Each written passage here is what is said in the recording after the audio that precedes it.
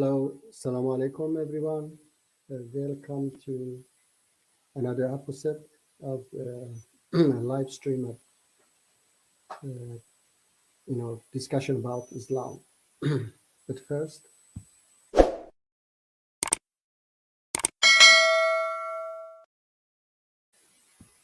yes, the link for joining is there now. I hope that we will have a great discussions tonight again. Yes, I'm waiting for some more people to join. See who's there online. But before that, I will start maybe to show that there are things that I would like to show, present. It was, let me see, perfect. And it was that last guy who was here, JNN, who was very, rude. I don't know if he said that he's an ex-Muslim and he has written Perfect Dawah is a liar. Okay, let's see what is my lie. Okay, that he proves that I'm a liar. Say that I'm also going to have a after show on my channel after Perfect Dawah's after show. So if you guys wanted to join me on that, that'll be great. I'll have the questions that were not asked as well, and there'll be an open mic. So if anybody wanted to jump in there and have a say something about the debate, then that'll be great too. GNN, please. You were going to say something, yeah? Yes. Now my connection is good. Good. Yes. Okay. Right. First, I don't know why he put that piece after show. Perhaps my live was there. I don't know. I had an after show, so let's see. I have asked you. Now I start from zero. I have asked you something. Why do you believe even in Islam if you don't follow the rules? You have to understand something. Religion don't works that way. Okay. Religion has rules, and Okay. these rules you have to follow that rules. I'm not If going you to are, follow. can you please let me speak out, please? The religion have rules. You have to follow the rules of a religion. Islam has its rules. Christianity has his rules. Okay, so this is his mistake is here that even in Islam, Christianity, we have different sects. Sheikh, salam alaikum, brother. Sheikh Mutassi, yeah. So, yes, even in Islam, we have different sects, Shia, Sunni, Ahmadiyya, and then different other sects. In Christianity, we have different sects, and they don't believe in many things the other side believes. So, which Islam you are talking about that I have to follow? The Islam that you mentioned, and not even Sunni Islam. He's not talking, because I'm definitely sure that many Sunni Muslims also reject those fabricated hadiths. Okay, so he means that I have to follow the rules of ISIS and Taliban. I don't know why people have so much problem with, somebody wants to believe in peace and love. They try to force you either. I mean, you cannot spread peace and love, because you either have to believe in ISIS and Taliban, or you have to live Islam and like them become Islamophobe. Judaism has its rules, and everybody who follows a religion have to follow the rules of that religion. Clearly, you are not following the rules of Islam. And my question is now, why are you even are a Muslim if you are not willing to follow the rules of Islam? Okay, so give me a single rule of Islam that I'm not following. Can you please tell me? Give me a single rule of Islam that I'm not following. You said, for example, Sahih al-Bukhari, Sahih Muslim, you are not tolerate these hadiths, You saying Okay. there are lies, there are Okay, so the rule of Islam is that I have to believe, his rule of Islam is that I have to believe in Sahih Bukhari and Sahih Muslim, okay? And I have to believe in everything they say.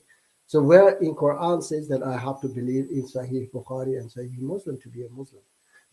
Okay, Sheikh says, do you have any interest in Sufi Islam? I don't know much about Sufi Islam, and not I don't have much interest in their, you know, just I have.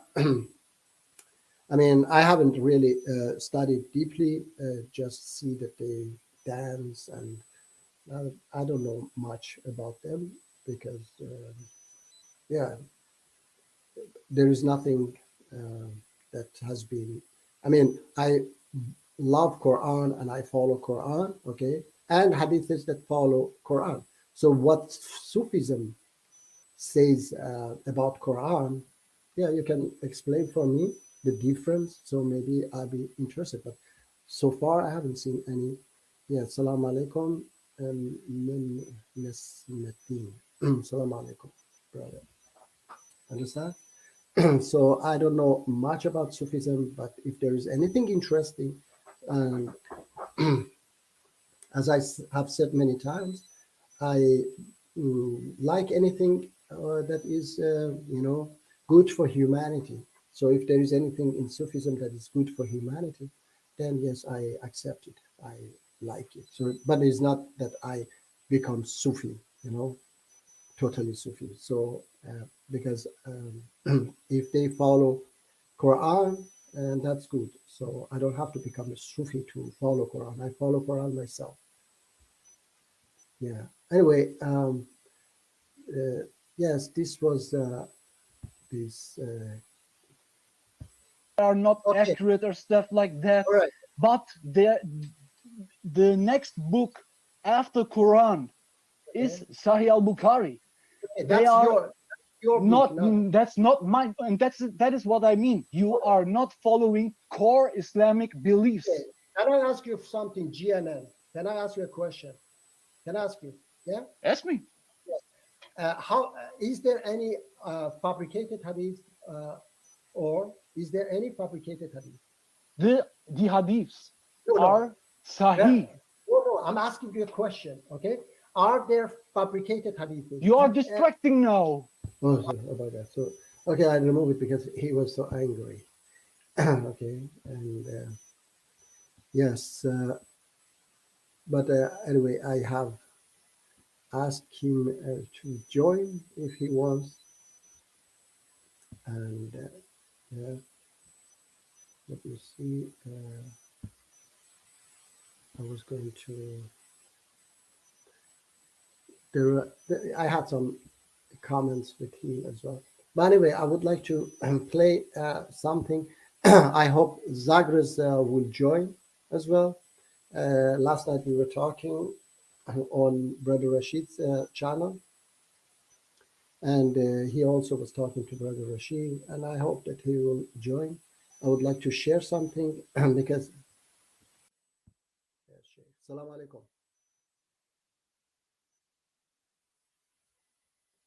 Salam alaikum, Sheikh. We don't hear you.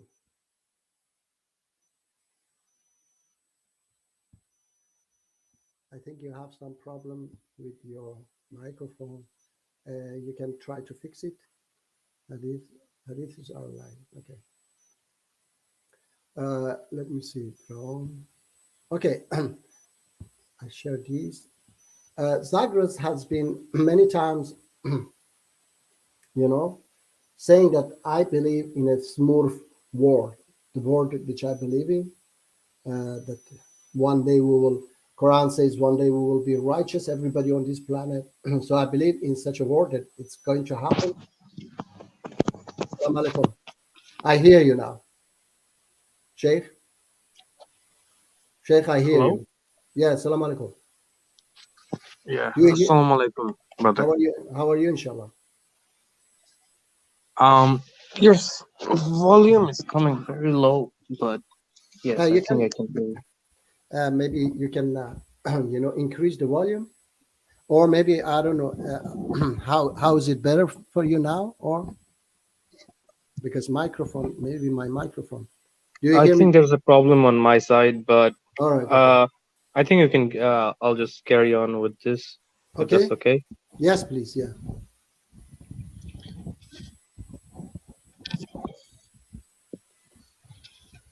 Yeah. You have any question, brother, or you want to talk about something?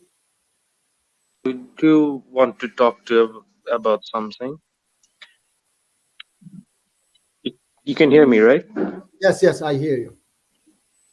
All right, perfect. So one of the first things that I would like to ask you is, like, these people like Apostate Prophet, and Yeah. they're like Islamophobes by their nature, Yeah.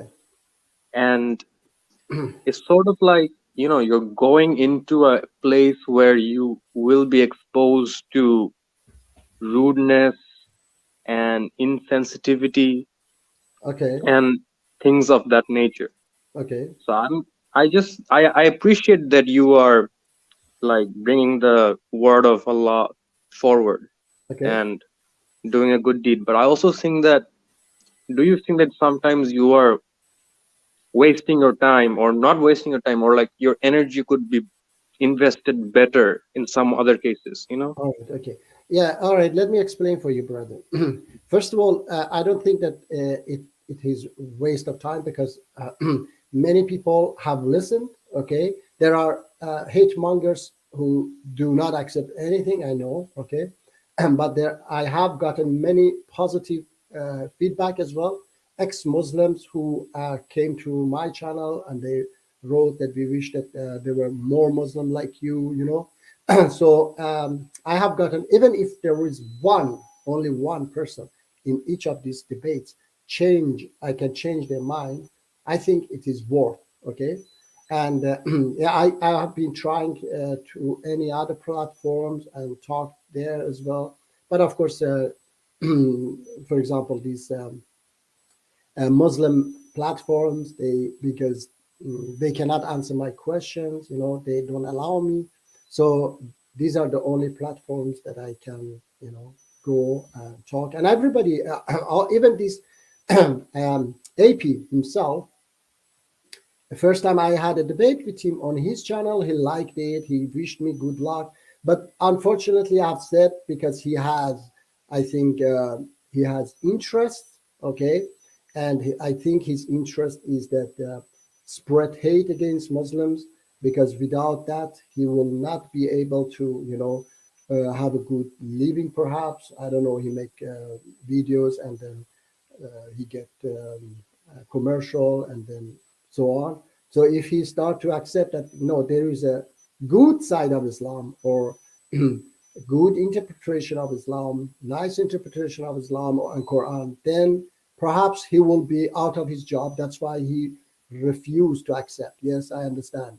And when I go to these debates, my aim is not to change AP, because I know that he's almost impossible to change him, because there is something that there is an interest that, like I wrote to a brother, uh, I can share with you later, a Christian brother, okay. On my channel there was some you know comments we were writing, and he said that David Wood was more, friendly and honest. I said, yes, I agree with you, despite I don't like many things David would do, okay, but he said that we should we should support Muji against those ISIS and Taliban and Muslim extremists. So he showed some honesty there. But this AP doesn't show anything. He doesn't want anything. He just want to fight with Muslim. And I believe that it's not because he believes so much in that. He just want to spread hate because he needs that.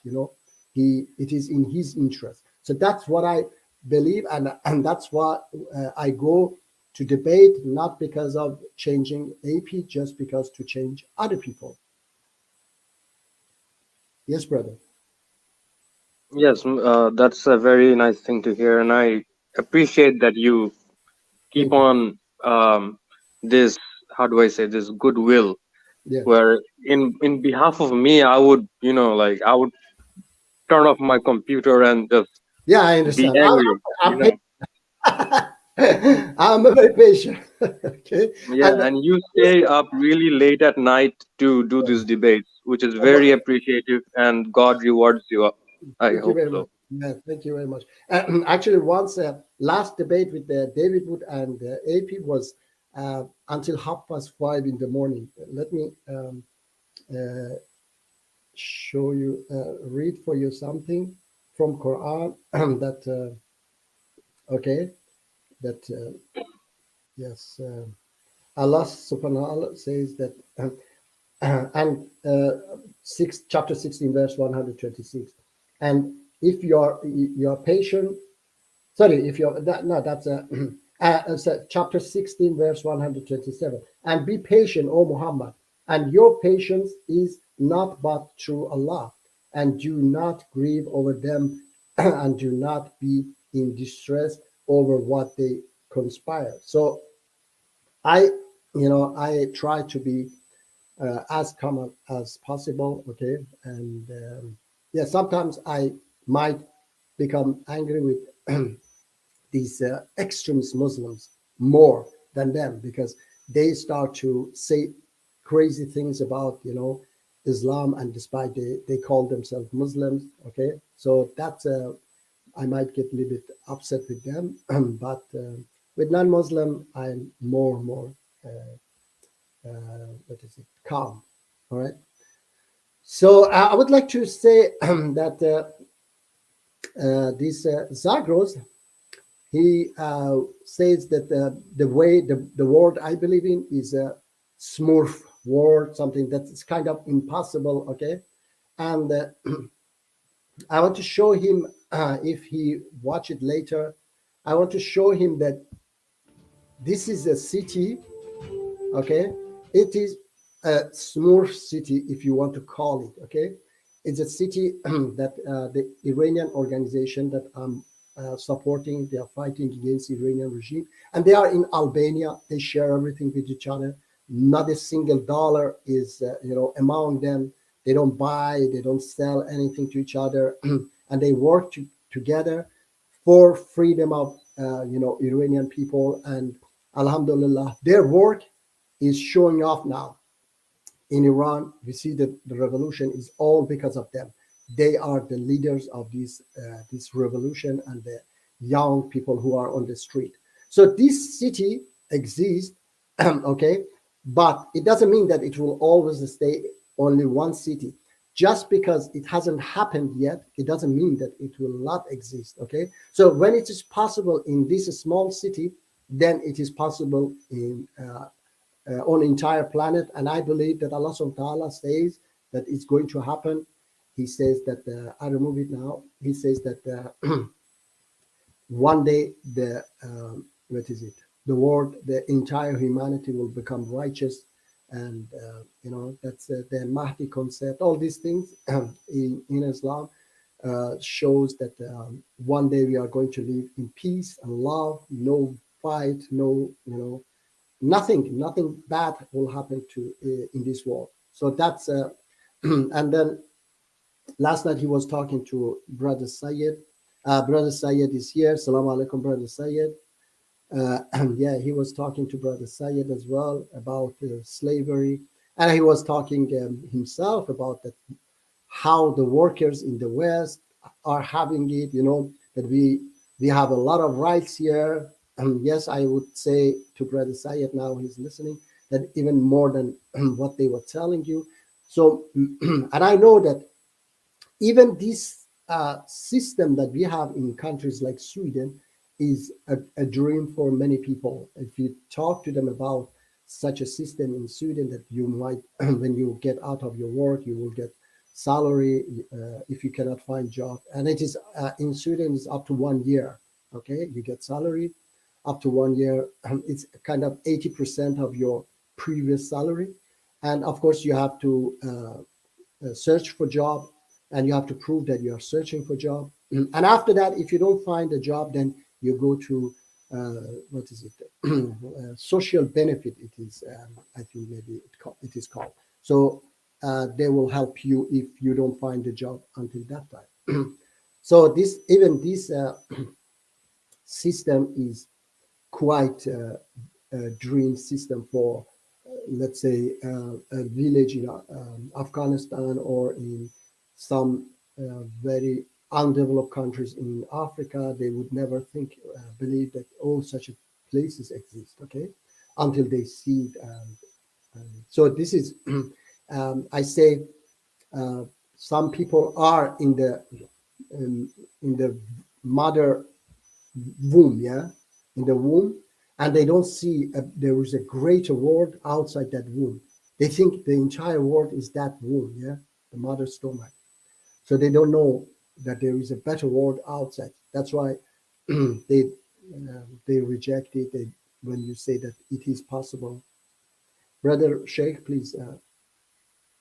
Do you see the Shia and Sunnis coming together anytime soon?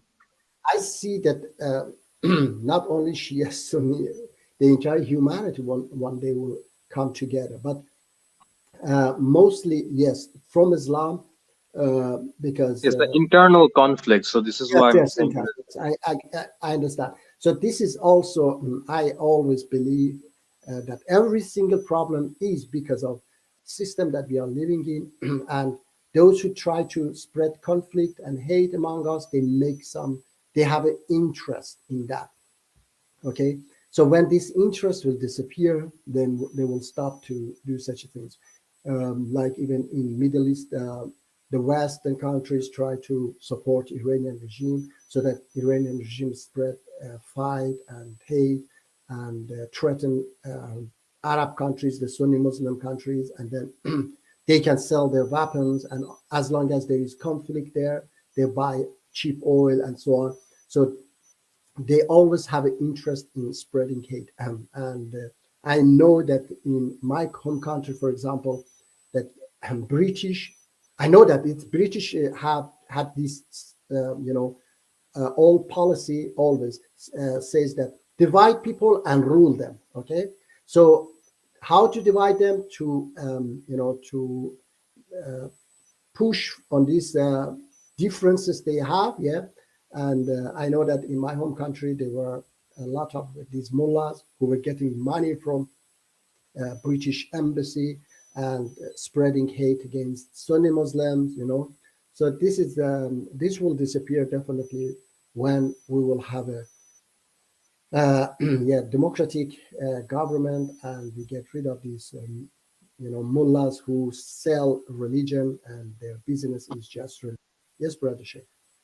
There's a very interesting point that you said about when we'll have a democratic movement about interests. Do you think the idea of democracy, of how we understand, like one person, one vote, do you think Okay. that it is a very Islamic idea? Because if we look at the history of Islam, it was under a caliphate, under an imam, Yeah. a spiritual leader, a political leader. So the power was always in one person, you know. All right. Let me tell you, brother. There are some. Sorry. Let me drink some water. There are some. I see some fellow Muslim. They support caliphate. Okay, and they are against democracy. And I asked them questions. They stop answering because they cannot answer. Okay. I asked them, this caliphate, is it possible to vote, against the caliphate? Can we change the caliphate? And if you can change the caliphate, how long they are going to stay in power? This, election. Sorry. How often is this election? Okay. And this is where they cannot answer. If it is not possible to vote and change them, then it is not democracy, it is dictatorship. Okay. And Islam is against dictatorship. And we know that those caliphate, Allah subhanahu wa ta'ala in Quran orders us to, it's calling وَأَمْرُهُمْ شُورَى بَيْنَهُمْ, something like that. Okay, shura. Shura is the counseling, yeah, that we have to decide together. Even the caliphate, at least the fourth caliphate, they were chosen democratically. I have this problem with Shia Muslim, okay, this agreement with them that they say that no Prophet, they say that after Prophet Muhammad, Ali radiallahu should be caliphate because Prophet Muhammad chose him, yeah. But I say that Prophet Muhammad, if he chose him, then he didn't choose like this that say after me Ali will be, yeah. He said that according them, yeah, those who believe in me, those who follow me after me, they can choose. But anyway, at the end, he gave the opportunity to them to choose, and they chose someone else. And Ali radiallahu respected their decision, and you should also respect their decision. You shouldn't, say, for example, with Muawiyah, yeah, I understand, but Muawiyah wanted to take the power by force. Yeah, he fought against Ali radiallahu that he was, and then after that, Yazid was also a dictator. He also took the power after his father. It became like a kingdom. But in the first caliphate also was voting. People were voting. And another thing is that those time was different. It was not possible like today. We go to the election, boxes and then put our vote. But I believe definitely not only in voting that people have to have the right to vote. I believe that Islam and Abrahamic religions, they believe in direct democracy, even better than democracy that we have in the West. In the West, we have indirect democracy. It means that you choose your leaders every 4 years. First of all, it costs a lot of money, millions of dollars. And then when you choose your leaders, you cannot change them in 4 years. Okay, in 4 years, you have no influence on them. They can do whatever they want, and you have to wait until 4 years. If you want to bring them down, then you have to make a revolution. Okay, but in direct democracy, that Islam and Christianity and Judaism support them, but unfortunately, people don't know that. Okay, don't understand it. But it's a deep discussion. In direct democracy, that this Abrahamic religion believe in it and suggest it is that you can change your leaders anytime you want through mosques, church, and synagogue. Okay, and so there you can vote every week. All right, and for example, you disagree, you don't like this government, you can change it anytime you want. Of course, people are not going to change a government after a week. Okay, they give time, but after 1 year, for example, they see no, it doesn't work, it doesn't help us, so they can vote and change that government through masjid. Okay, masjid is not a place for praying and worship. That's an attraction. That's a NGO. That's an NGO that people gather there every week in a community. They talk not only about the government, they talk about their community. That's the function. Unfortunately, the function has been just like a temple that you go there, you pray, worship, and then that imam says some words, and then you come home. That's all. Okay, that's a deep discussion. All right, brother. Yes. Thank you very much for taking my call, Brother Muji. Thank you. It's 12:30 at night, so I think I should go to bed soon. All right. Okay. So where are you from, my brother? I'm currently living in Bangladesh. Bangladesh. Okay. Very good. So I know. Where are you from, my friend? Actually, as I said, I'm Iranian originally, yeah, but I live in Sweden 35 years. I've been living in Sweden, and I haven't been to Iran in 35 years, and now it's a great hope that the regime will fall and I go back. And can I ask you a little bit about Iran, because Yes, Iran please. is very Yeah. So this hijab issue that is a bit happening in Iran. Yeah. You see, like the issue is not specifically about the morality police and women covering up. The issue has become like land liberty. It has almost become a Kurdish, like a side Kurdish issue, like No, where the Kurdish sun is gonna be. let me tell you, it's not about Kurdish. It's everywhere in Iran is demonstration. Is a frustration against a oppressive, totalitarian regime. 43 years has destroyed the country, has oppressed people, killing millions of people, robbing the country. They have stolen hundreds of billions of dollars from the people. So that's a frustration, and it has nothing to do about Kurds or other ethnic minority in Iran. They are all together against this regime, and it is not about hijab. Okay, even hijabi women are out chanting against this government. Okay, so yes, that hijab is also a sign of oppression. Okay, that the regime, not that this regime believe in Islam, they are a bunch of mafia. Okay, they are just a bunch of liars. I think last week I showed some pictures when they come out, what they do. They are totally naked themselves. Their children drink alcohol. They do all terrible things. Yeah, but inside Iran, they show that they are, believers, Muslims. Okay, brother Ben, hello, brother Ben. Yes. Anyway, so this and then, hello, my brother. And then that organization which I showed you in Albania, yeah, it's a Muslim organization, and they have been the first organization, the biggest organization that have been fighting against this regime in 43 years. They have lost over 100,000 of their members and followers. Okay, for non-Muslims. Okay, they have been fighting for non-Muslims against this fascist regime because they didn't have any problem with hijab. They were hijabi themselves, but they were the first who came out against the hijab, compulsory hijab, and they said that this is not Islam. You have no right to. And this, Khomeini was hiding behind Islam and always was abusing Islam for his, his own interest, his own regime to grip the power. So I hope that any other question about Iran, I would be more than glad to answer. Brother, about Iran is like the Shiism is only a part of it. The history of Iran goes back to Persia, and the architecture, the poetry is so beautiful in Iran. So I think Iran has a lot to be proud of, and you as an Iranian have a lot to be proud of. Of course. And this government Yes. will change soon, I Yes. hope. Yeah. Actually, the government would have been changed many, many years ago if the West didn't support them. Okay.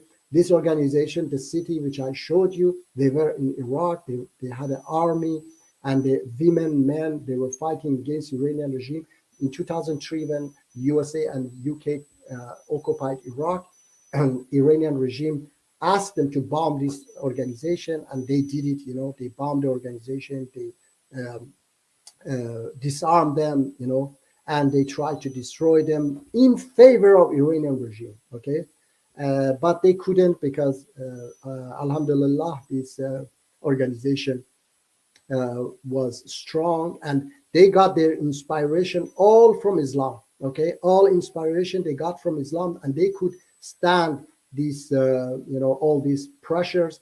And we had, by the way, we had lots of communist parties, and that communist parties usually are revolutionary. They have brought down many regimes in different countries. But in Iran, those, they were, despite they were revolutionary, they couldn't stand against this regime even few years.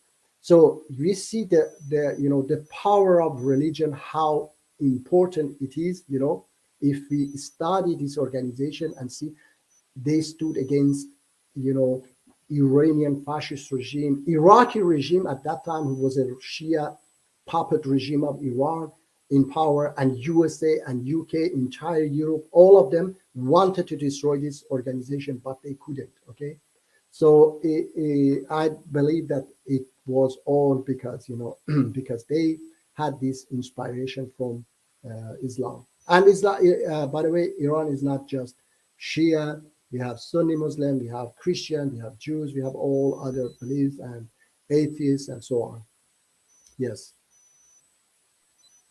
Thank you so much, Brother Muji, for taking my call. You're welcome, my brother, and I hope to hear from you again other times. Inshallah. Thank you, my brother. Assalamu alaikum. Assalamu alaikum. Yes, Brother Ben said, I'm sorry I'm late. Have you spoken about what you touched on in your MD debate with the approval given by world leaders to your organization? I can watch it later if you have. Let me see. Actually, I'm sorry, late about what you touched on in your MD debate with the approval given by the. All right, yeah. Actually, it takes time. France foreign minister said a few days ago that we have to recognize the right of Iranian people to defend themselves. Okay, so that's a good signal. And of course, we are waiting for entire European Union and USA to say the same thing. You spoke about your organization getting the green. Yes, exactly. Yeah, I know. So that's why I'm saying that France foreign minister gave the first signal. Okay, so let's see if USA finally also accept, and European Union. They are starting. For example, Swedish foreign ministry said also today or yesterday that we have our policy towards Iran has been absolutely wrong all this time, and now we have to change it. We never have to invite anybody from Iranian regime to Sweden. Unfortunately, they were inviting Iranian foreign minister. It was just 2 years ago or something. I remember that I was hit by police, and there were lots of police were hitting us, arresting us. I lost my watch as well in Stockholm because we were going to not to kill this foreign minister or anything. We were going to throw some egg or tomato towards his car, and they were protecting this ISIS guy, this terrorist guy. They were protecting him like you cannot imagine how they were protecting him, because oil, yes, spoke something about Sunni Muslim. Aftab Ahmad. Okay, Salam alaikum. I don't know if you're a Muslim or not. Spoke something about Sunni Muslim, you mean? Okay, I don't know what to speak about because I don't belong to any sect, anything, any places that they follow Quran, I accept that, okay? And any places that they don't follow Quran, I reject it. So my my main, or how do you say it, is the first, guidance for me is Quran, and anything Hadith says that goes in line with Quran, so I accept it. What do you think, Brother Benson? What do you think the West goal is by supporting your organization? Look, sorry.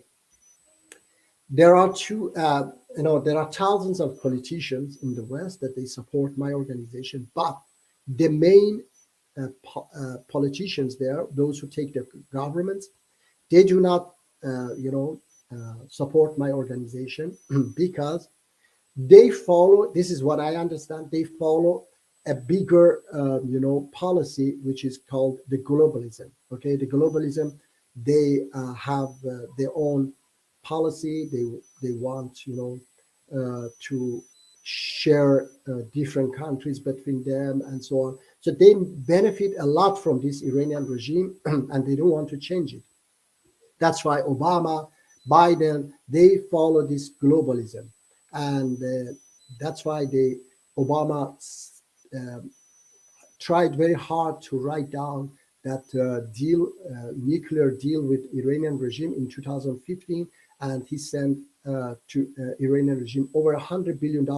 And Donald Trump was all the time, yes, you say globalism equal Western domination. I think China also, they are also included in this globalism. Anyway, so he sent a lot of money, and Biden tried a lot a lot. He tried to save that deal and send the mullahs hundreds of billions of dollars too. But fortunately, the situation, everything was different to 2015, so he couldn't. And yes, and those who support my organization, those politicians who support my organization, they see Iranian regime as a threat, longer threat to the West. To if they achieve the nuclear bomb, there will be a threat to, for example, Israel, and to, not that they are against Israel. Okay, make no mistake. They just think about their own interest and to stay in power. So during Iran and Iraq war, they were buying weapons from Israel. Okay, so you cannot imagine that they were buying weapons from Israel to fight Iraq. Okay, so anyway, they didn't care about that. So they just use these because there are some Muslims outside Iran who might believe in this, regime like Hezbollah and Houthi rebels in Yemen, Shia Muslim in Pakistan.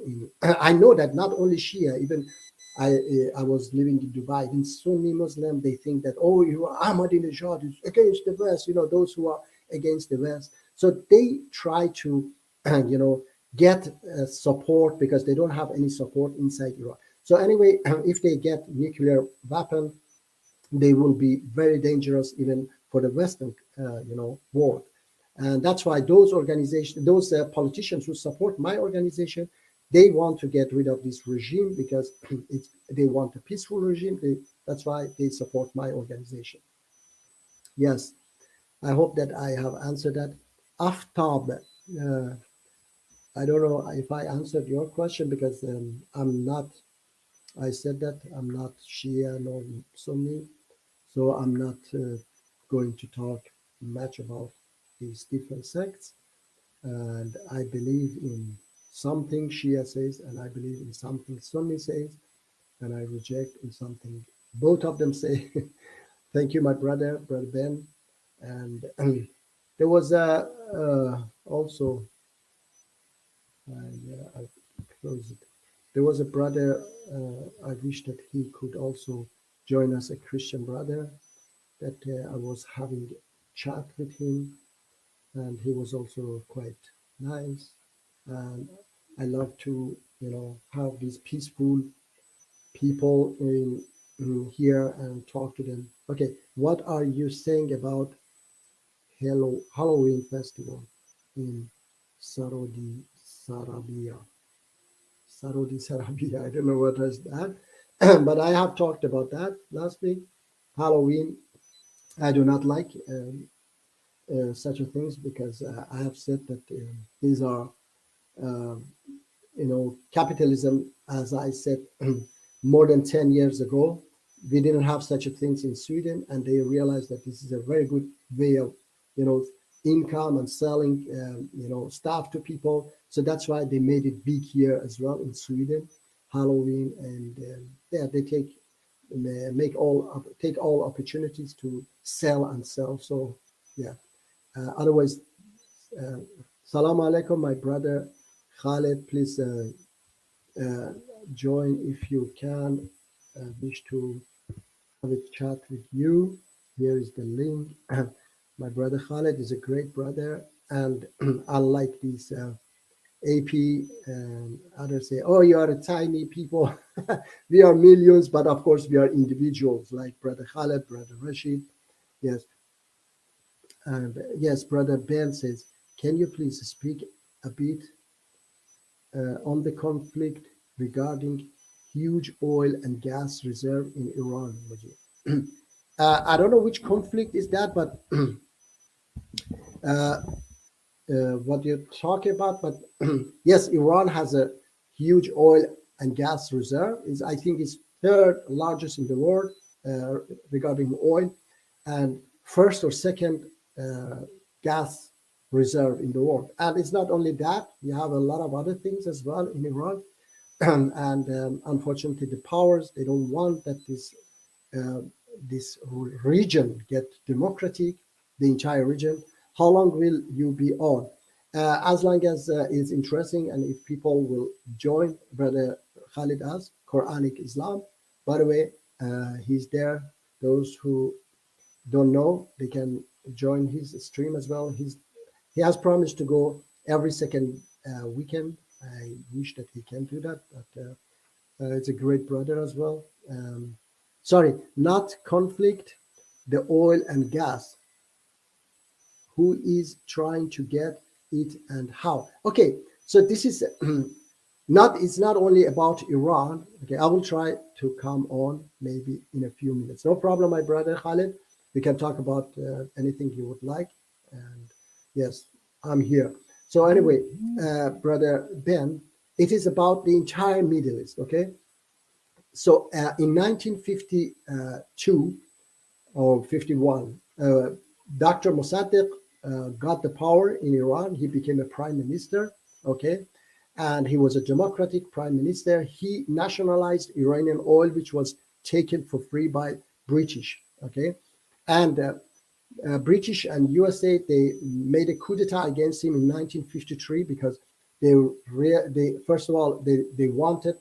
Wasn't just about the Iranian oil. It was about that if Iran get democratic, okay, then this democracy will spread the entire Middle East, like the Arab Spring. When it started in Tunisia, it spread entire Arab world, and everybody stood against their dictators and so on. So in Iran as well, after the Mossadegh, we saw the rise of Abdul Nasser in Egypt as well, and nationalization of this what is it? This channel. I don't remember the name in Egypt. Yeah, the channel there. So he also nationalized that channel. It was also British. They were, I don't know, were taking the interest there. So anyway, everything will influence the entire Middle East. I can tell you something that it was many years ago. One Swedish parliamentarian was talking to my organization and said that if you took the power in Iran and only Iran changed to democratic country, the West will support you long time ago. But because when you take the power in Iran, the entire Middle East will change to democratic region, and everybody wants their right and so on. That's why the West doesn't accept. Because as long as there are dictators there, as long as there are fight there, okay. First of all, these countries, they want weapons. They are dictators. They are afraid of their people, so they rely on superpowers. So they will listen to the superpowers. They will follow the superpowers, orders. So the superpowers say that buy this much weapon from us, or you have to bring up the oil production so that the oil price goes down. And not only that, these countries, they will not develop, and as long as they are not developed, they buy their gadget from the other countries, mostly of course from the West. They buy their gadget. So the oil that they buy cheap, the oil cheap that they buy, the money which comes to these countries again go back to the Western countries, but for selling weapons, for selling cars and phones and all these things. So you see, they keep this balance by destroying the Middle East through these dictators for their own interest and benefit. But yes, thanks God, finally, after all these 43 years, after hundreds of thousands of lives that we have lost, now we are in that time that this regime will fall, and we will build Iran, and we will build the entire region, hopefully. And one more thing is that I was going to say to Brother Ben, that it was also many years ago, one Jordanian parliamentarian met my leader, Mrs. Mariam Rajavi. Okay, in my organization, women are leaders. Okay, they have a lot of powers. So when she met her, she said that when you take the power in Iran, it's not only women in Iran who get their rights. The entire region, women will stand up and they want their rights.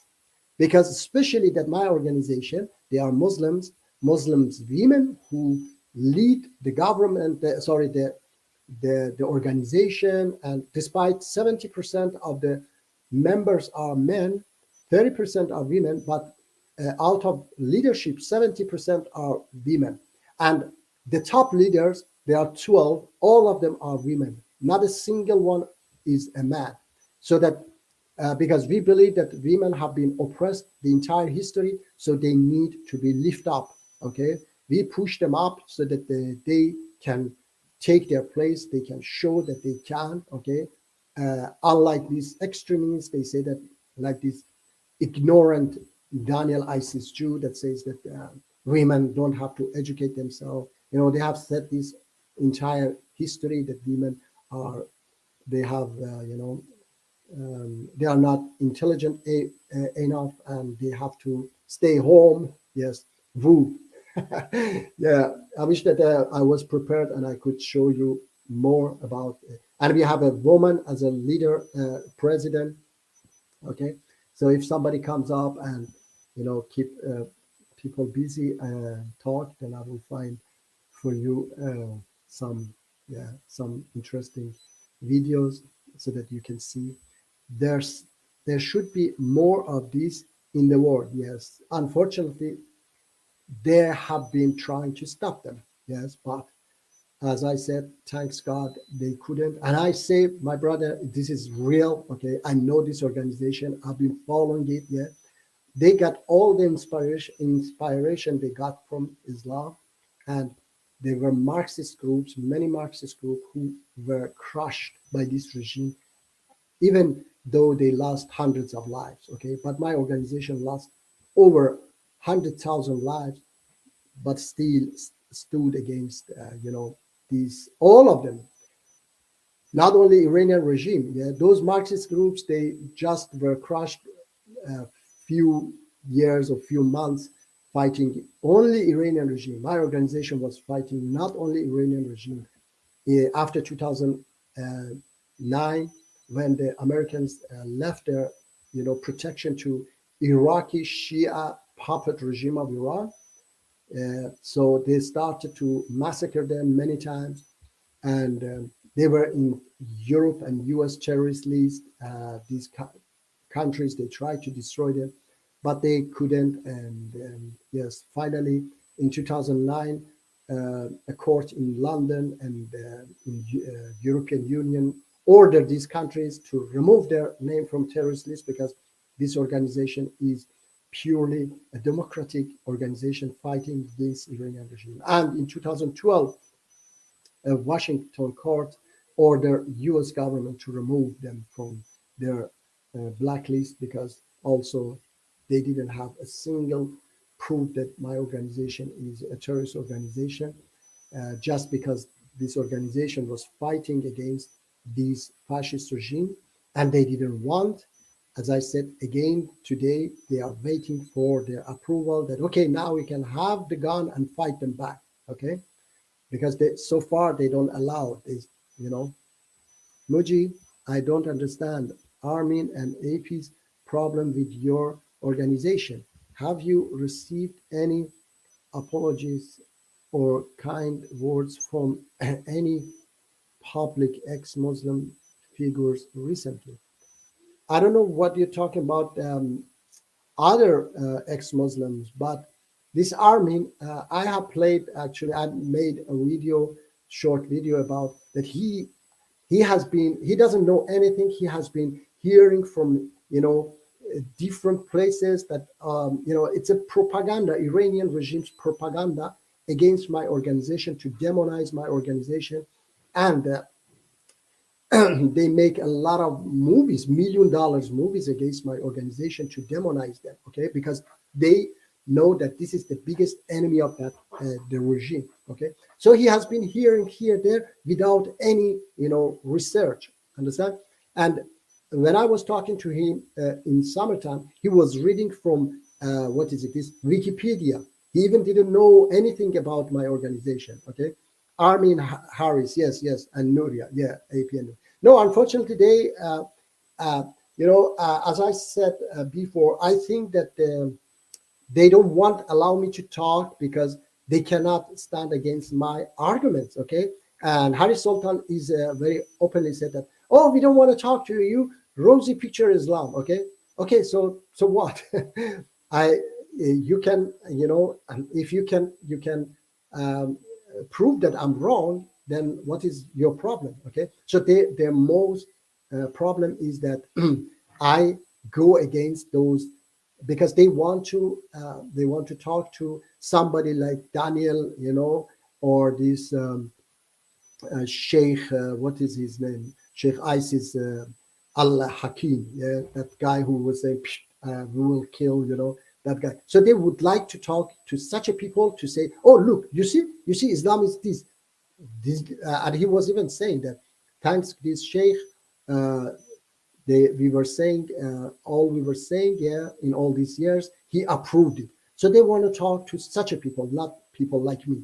Yeah, so uh, Brother Ben says, from what I see, these ex-Muslims should be uh, working with you. Yes, look, I said beginning, yeah, that I was talking to a Christian brother, writing to him that even David Wood, despite he's so much against Muslims, at least he had a minimum honesty, and he said, I can play with you for you when he was saying that we should support Muji, okay, because he is against people like Ali Dawa who say that we are proud of you, proud of our beliefs that we want to kill, you know, ex-Muslims. Okay, so he was saying that we should support Mujib, but AP and such a people, they want fight, they want hate. Okay, so they don't want to support us because they say no, Islam saying this, and that's why I was putting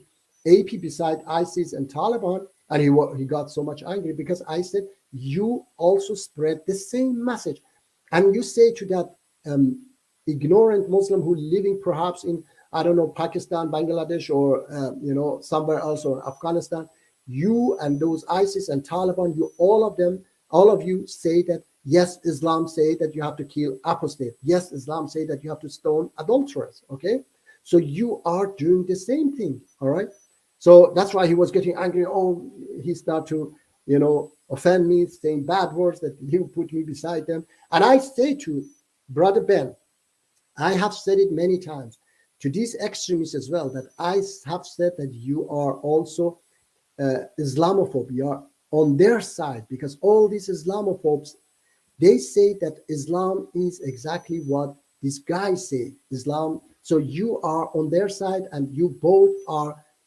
on the same line and belief, okay? And you are against us, all of you, okay?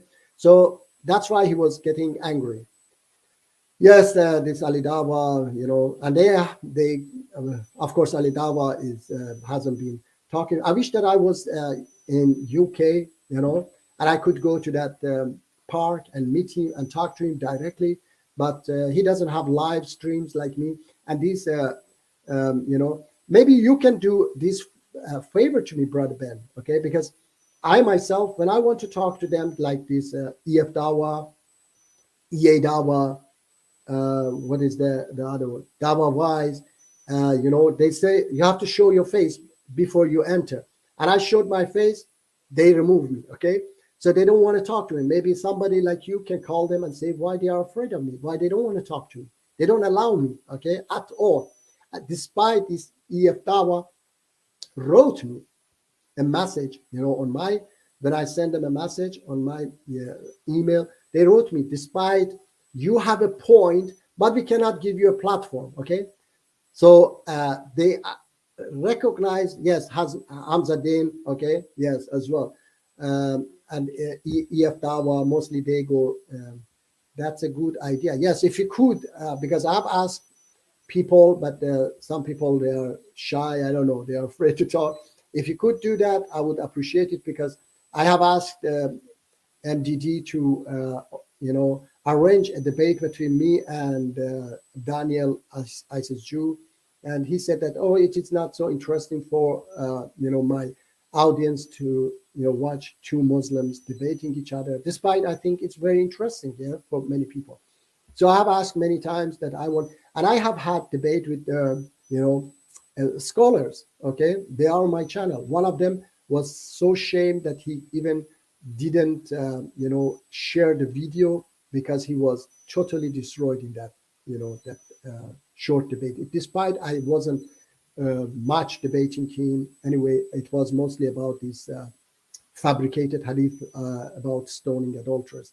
So the truth, Brother Ben says, the truth hurts, even if it is a small truth. Yeah, I think that's why their AP gets upset. Yes, because he actually, I said that I have said this is my understanding. Okay, for example, about Nuria, I don't know much. Okay, about this Aladdin apostate last time, or apostate Aladdin, yes, his name. Last time I was talking to him. Before he didn't want to talk to me.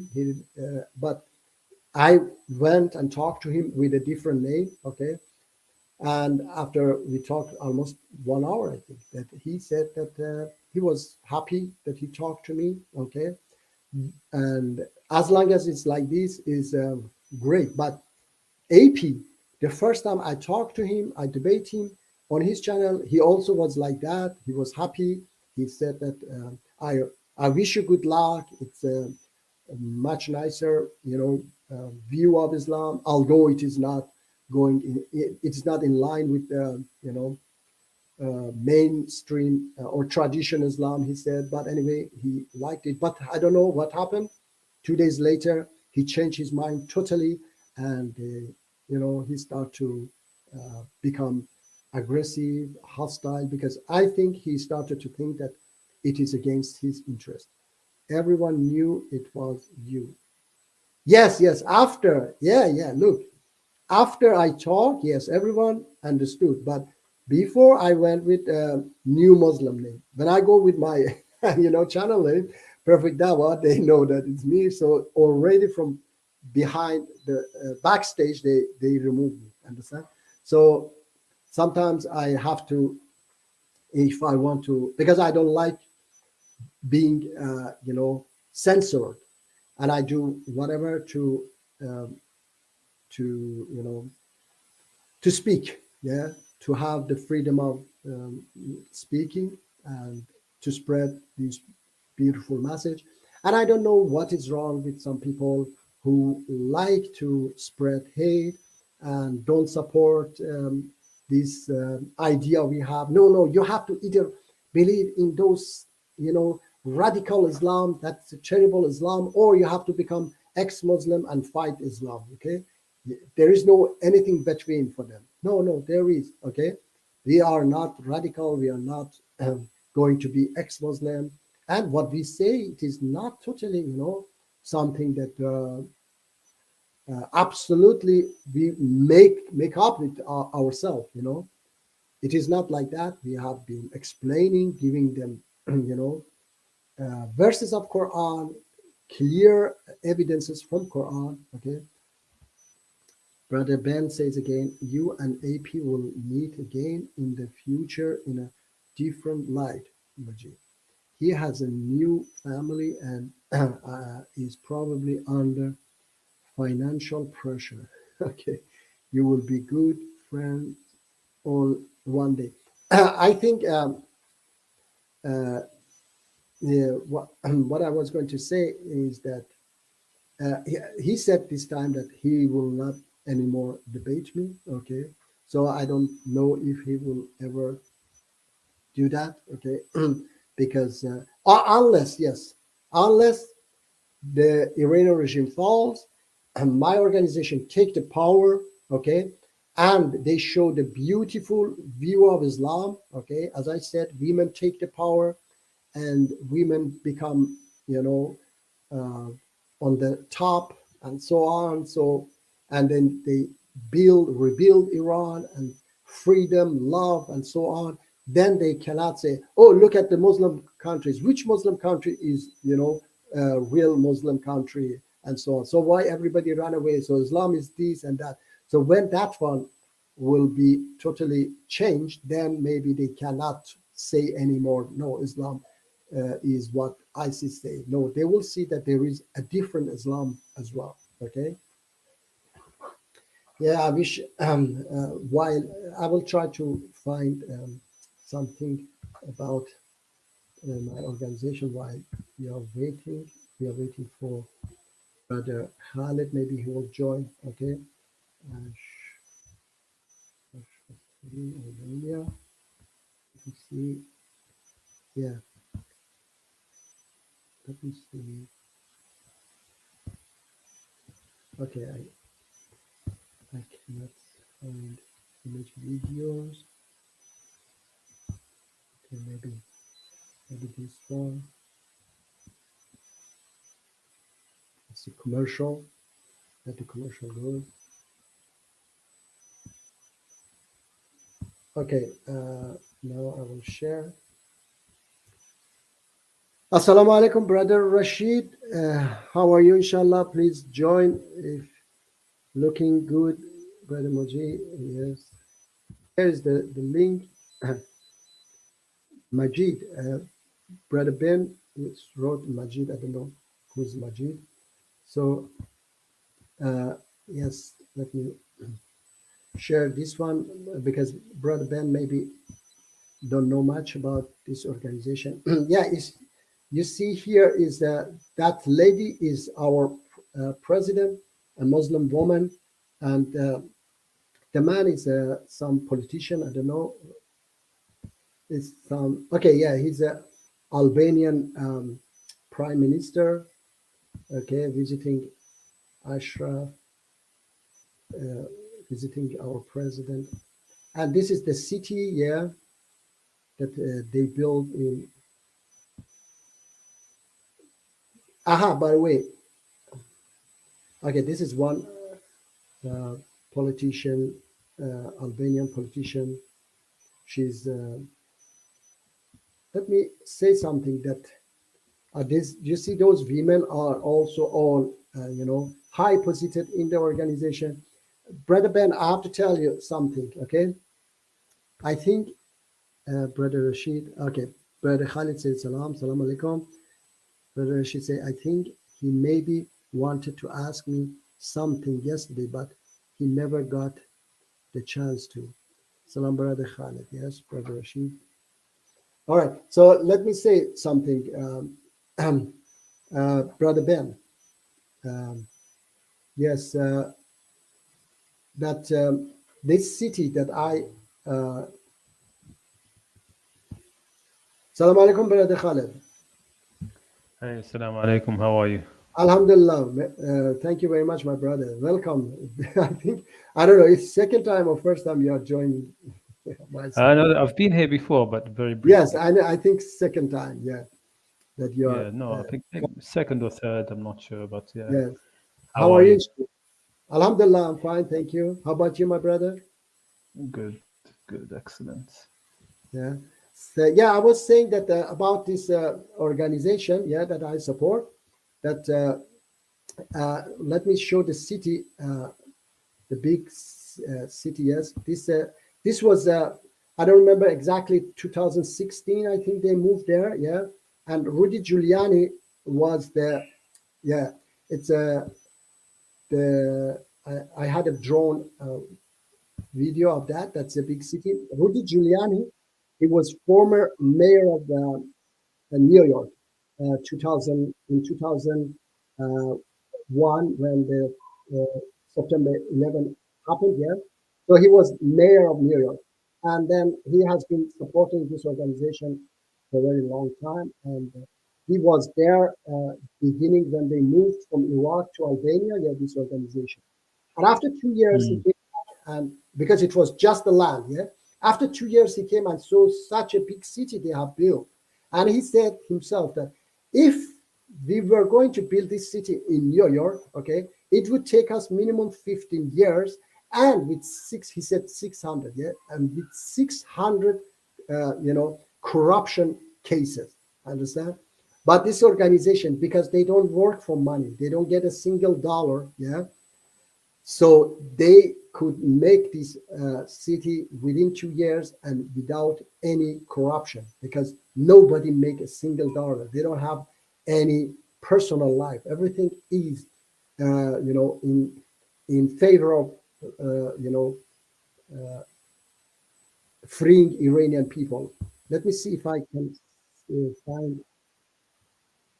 And then, yes, I was going to say that this organization, in this organization, we believe that one day, yeah, you see, they are all women. We believe that, of course, in the world, yeah, one day the women will get their absolute equal rights. Yeah, yeah, this is the president of the organization is talking, and I said that before you come. I don't know if you listen, brother Khalid, but there was a parliamentarian, Jordanian parliamentarian, who was saying that when they get the power in Iran, the entire Middle East women will stand up for their rights, yeah, equal rights, because they see these Muslims, they are leaders, man.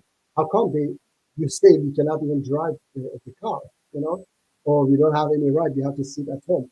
So that's why there is a bright future for entire Middle East and Muslim world. And this is what the West has been trying to stop in many, many years. And fortunately, it is the end. Yes. Yeah. You have any question, brother?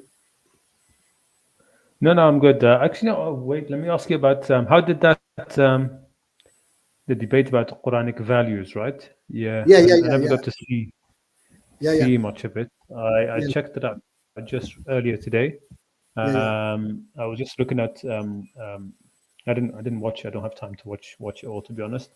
But I started I was looking through the comments, and I saw a lot of people were praising the lady who was there, Nuri, I think her name is. Yeah, Nuri.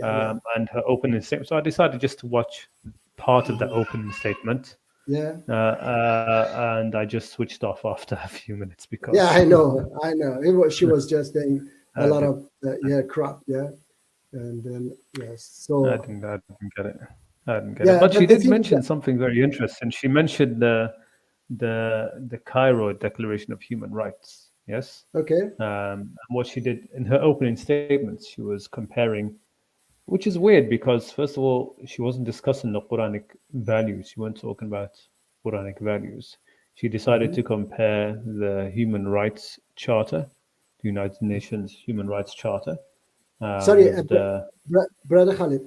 I'm sorry, brother Ben says your voice is not clear. Is it for you? Is it lagging? Yeah, probably. I mean, I can't hear you as clearly as well. I'm using just my headphones here. Okay. Sorry about that. No problem. How about now? Yeah. Do you hear me better? Yeah, I can hear you better, but I'm not sure if mine is going to get any better because I'm using old laptop and also just my headphones. Okay. So I'm not sure about the sound. But the point is that it was it wasn't a good opening from what I could gather. She was comparing the Human Rights United Nations Charter with the with just basically commands in the Quran, which is weird, if you compared the Assalamu alaikum, brother human Rashid. rights, if you compared the Human Rights Charter, for example, with what people, laws that people have, you'd say, for example, all human beings are born free. Well, okay, now everywhere that has prisons, they're going against the Human Rights Charter because you're putting people in prison. They're not free, right?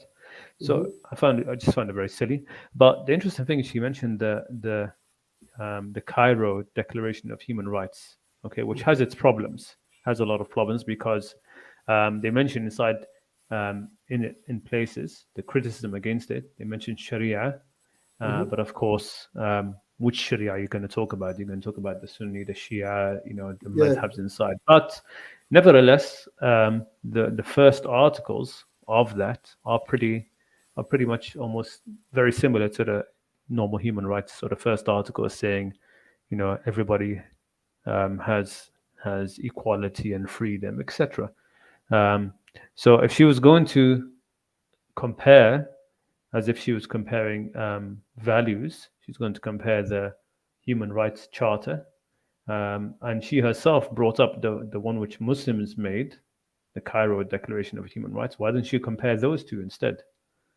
Right? Even though both of them have got nothing to do with Quranic values as such. Even the human rights, United Nations Human Rights Charter, it's not values that's been shown in there. The points in there are not values. But anyway, I didn't watch much of it, so I watched only a little bit of her opening, and then I just sort of just switched off. Yeah, I understand. To be honest, Yeah. yeah. Yeah, the thing is that they were bringing up many points, and it is not possible to. And I said that it's not possible to answer all of them in one, debate. It take hours and hours. Especially that whenever I was going to answer, this AP was trying to, stop me from talking. I was going to give evidence. He was trying, and then you didn't watch perhaps. He got very angry with me and started to use bad words, F words against me. It was very terrible of him, but I was patient and I didn't say a single word to him, Yes. So because I was telling him, because he always tried, and I said beginning as well that he always tried to say, no, Islam is what ISIS says, okay? Islam says this is Islam that say kill apostate. And I said that this is your Islam, ISIS and Taliban. Yeah. So and then he got angry that why you put me beside these terrorist organ. I said because you both see Islam from the same view. You read and you believe in the same Islam. You just, the difference is that you reject it, they accept it. Otherwise, you both the same. Okay. But why I don't see such a thing in Islam? So I am not like, and I say to these extremists as well, anyone who believes in such a things, I say you are on the side of Islamophobes, because all Islamophobes say that true Muslim are ISIS and Taliban. Okay, they are real Muslim. So you are in their side. You are their tools to attack Islam. So you have to be ashamed about yourself. You are greatest enemies of Islam. Yes, Brother Rashid, would you like to add something? Yeah.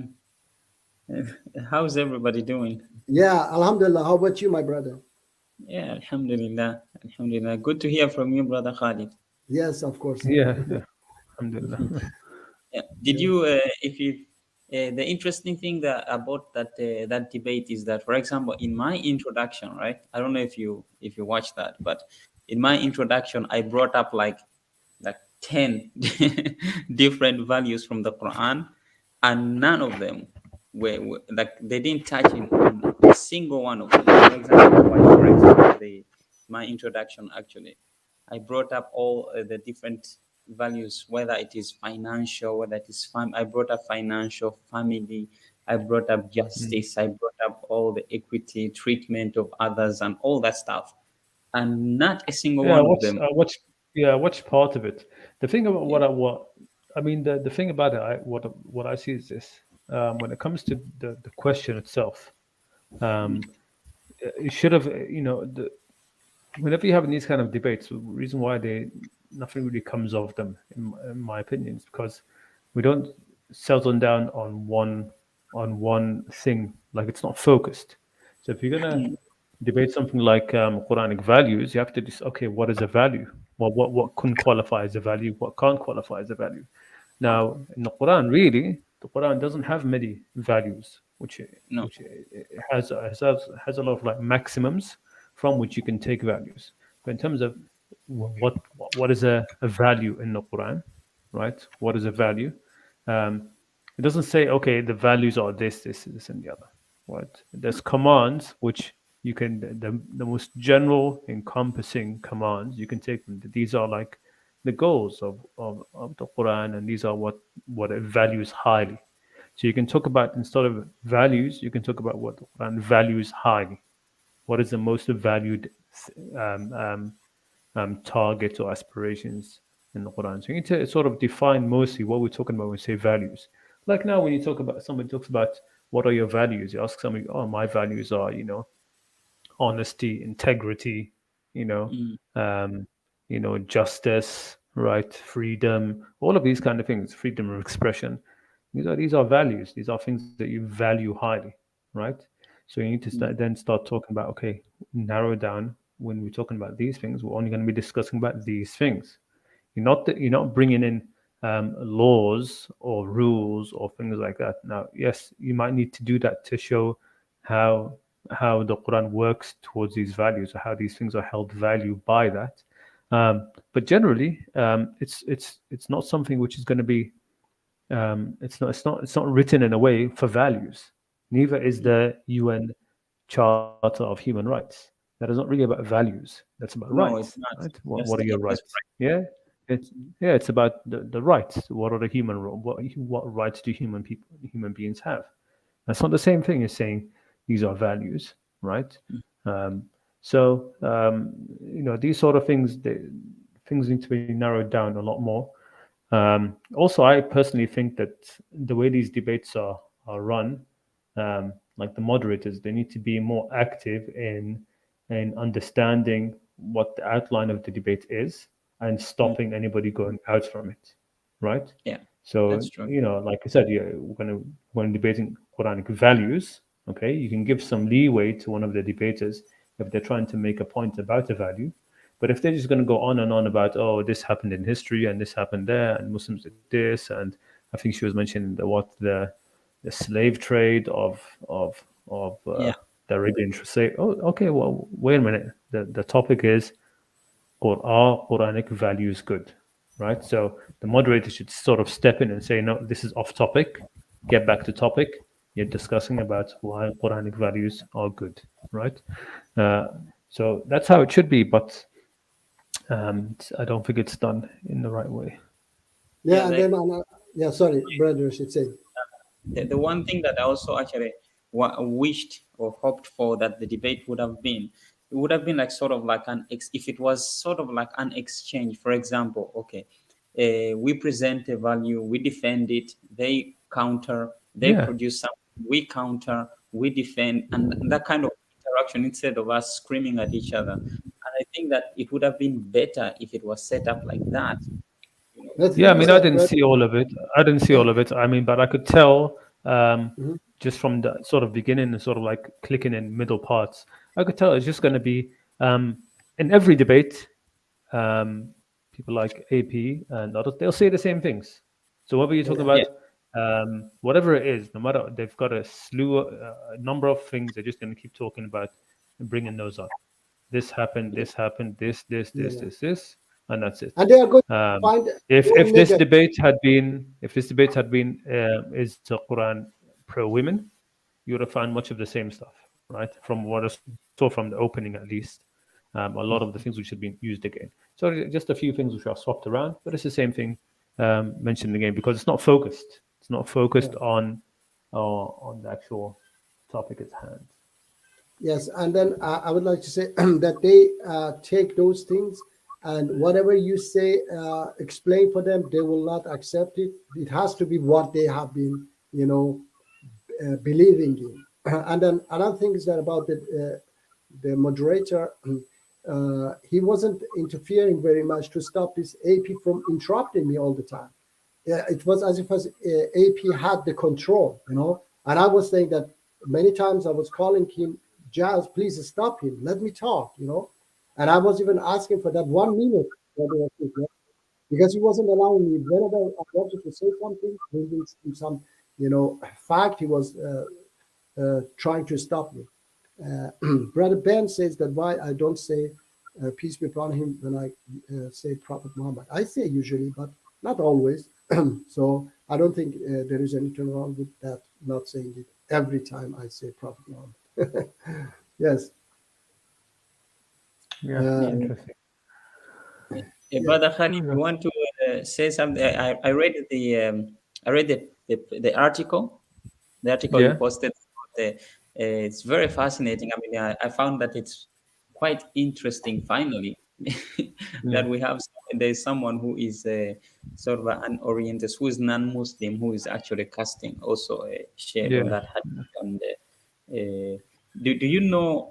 Just one question: do you know whether Lito is going to post his dissertation, or is it he was just defending it? Because I know that Dr. Javed said that he's only he defended it, but he didn't say anything about it. Yeah, he defended it. Yeah, no, he defended it. So that means basically it's successful. So it was accepted. His thesis was sort of accepted as being part of, according to academic standards. So it was successfully defended. But yeah, soon it will come out, and people will be able to read it. Yeah, he's very good. I have a lot of.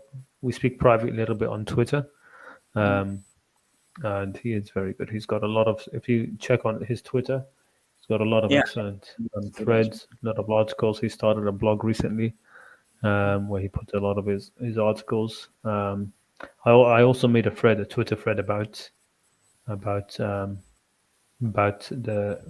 video of Dr. Javid, and one point in particular, which was the reason why such a hadith would be fabricated. Because one of the things I think Dr. Little, he mentions and thinks something a lot about virginal purity, that the reason why it was made is to be a virgin, but I don't see that. I don't see any kind of lineage being made for virginal purity, or even that it was seen as a great thing. It might have been seen that way in other places, in the Near East or whatever, but in terms of Arabia and Hijaz and the conflicts that ensued afterwards, I don't think anybody was ever saying, Aisha, they were like, I don't think it had any kind of weight. And besides which, of course, after she's married, she's no longer a virgin. So, what does that got to do with it? I think that he suggested it in terms of its likeness to the Christian understanding, the perception that it wasn't necessarily made in terms of the Muslim point of view, but rather to refer or to liken it to Mary. No, I don't think he was making that point. I think he was making the. We'll have to read his dissertation, because all we have mostly is what Dr. Javid Javad, what he conveyed to us, and he's read it. But what he says is that basically that it conferred authority for this this thing where some people were just as the proto Shia, their lineage went back and the authority went back to Imam Ali. So he is saying that there were proto Sunnis who wanted their lineage and their authority to go back to Aisha. I don't see that as well. I mean, Aisha, she wasn't taken as she wasn't like a crux of Sunni Islam. The authority for Sunni Islam, a lot of it went back to the Abu Bakr, Umar, and Uthman. Right, came to the first caliph. Aisha is there as a very big narrator later on, one of the great narrators, and that's mainly because of her students being close to her students, or the students of her students being part of the Umayyad, close to the Umayyads. But the idea that he runs through that part of his work, I think that her being a virgin was seen as some way of conferring more authority. I don't see that. But Dr. Javad, he mentioned a different point, which I've made myself, and that's why I made that thread, Twitter thread, to sort of double down on what he said, which is that the reason why Aisha is made to be so much younger by Hisham when he goes to Iraq is to put her in the household of the Prophet at a young age. As in, she's also raised by the Prophet, just like Ali. One of the great features for Ali was that he was raised by the Prophet from a child. And the Arabs know that teaching a child is like inscribing on rock, right? They have this saying, right? And that teaching a child is like inscribing on rock. It stays. So Ali was in the Prophet's household from a young age, so he learned very deeply, and it was really etched into him from the Prophet. So what Hisham wanted to do was to say the same thing for Aisha. She also was basically raised by the Prophet, so her knowledge is on par with Ali's knowledge, right? She wasn't raised by Abu Bakr, she was raised by the Prophet. That sort of idea. And I put forward in that thread, Dr. Javad didn't mention this, but I put forward this idea that it's also a sort of self-promotion, because Hisham was the primary narrator for Aisha, right? So by saying that that Aisha was on par with Imam Ali in terms of her being raised by the Prophet and having knowledge from him, and having that knowledge really deeply ingrained, Okay, well, so if you want the knowledge of Aisha, come to me. And in that context comes some other fabricated narrations, which we know are fabricated. And now it's admitted even by Salafis that the narration, for example, that the Prophet said, take half your religion from Aisha, that's fabricated, right? Yeah. And there are other grandiose narrations about taking knowledge from Aisha, right? So it's more about this idea of taking knowledge from her, why her age has been put down to such a young age, rather than this idea that she's a virgin or she was a virgin when the Prophet married her. That I don't see that anywhere in the tradition. I see this idea of Aisha being so knowledgeable. Like Hisham also said, for example, that he's never seen anybody more knowledgeable than Aisha, neither in fiqh, nor in poetry, nor in medicine, nor in anything like that, right? So again, this idea is now, it becomes this sort of self-promotion, right? Aisha is this great beacon, bastion of knowledge when he goes to Kufa, and everybody there is talking about the knowledge of Imam Ali and Ibn Mas'ud, and that they were the people who had a lot of knowledge. Now he was saying, no, Aisha was also somebody who had knowledge. She was raised by the Prophet. She was young in his household, and he was promoting her. And in that way, he's also promoting himself, because he wanted to be taken as hadith transmitter in Kufa. He wanted to narrate in Kufa just as he had narrated in Medina. So he went over there. He didn't see a lot of desire for the knowledge of Aisha, right? People weren't coming to him asking him for the narrations. We want to know. So yeah, it was a sort of self-promotion on his part as well. That's what I think. I always thought like I always questioned that tradition in terms of, very, very early on.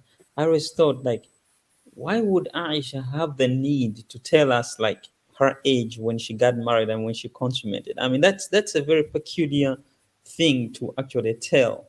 Like, well, wow. So he puts the blame on Hisham, and there's that's a fabricated thing that of course Hisham made it. So he uses the historical critical method to come out with that the narration was wholesale invented by Hisham. And I think also Urwa is a problematic person. He is a very problematic narrator. So it wouldn't be if you were to do a census of Urwa's narrations, you find there's so many of them. A lot of the ones which are used to make the Prophet look bad, a lot of them come from Urwa, especially the ideas of the sexual issues, marital things. A lot of them come from Urwa, right? So Hassan al-Maliki says this often, that he blames Urwa for a lot of the narrations for which people criticize Aisha. He blames Urwa, and and Urwa for him is not somebody who can be trusted. One more. So it could end up being that Urwa is the one who really fabricated it. He's the one who started it, and Hisham disseminated it in Kufa, right? So in Medina there was no need for it, but he did so in Kufa. Yeah. Can I say something, brother Khalid? One question is here then, if they fabricated the hadiths, okay, then why this Bukhari, he said that these are authentic and he put them in the book. How come? And it's not only that, there are many other fabricated hadiths like this, the verse of stoning adulterers was, I had a debate with one scholar, Saudi scholar. He's living in London, and he blamed Umar radiallahu. He said that, Umar radiallahu was old and he didn't remember, that's why he said, because the hadith says that Umar radiallahu said this, narration about the verse of stoning. And he blamed Umar radiallahu, that the verse was abrogated, and then Umar radiallahu didn't remember because he was old. He found something to blame it on Umar, despite I blame it on Bukhari and Muslim, because they said this is authentic and they put it in their book. If it is fabricated, so these people, they didn't understand that it is fabricated. And no, but look, it doesn't. It's not about. You have to understand where it's finding out where. If you're going to say it's fabricated, where it came from. So is this fabricated on Umar, that he never said this? That's Sorry? that's the question you have to ask. Or did Yeah. Umar really say this and he's wrong? Right? Yeah, if Omar really said it, yes.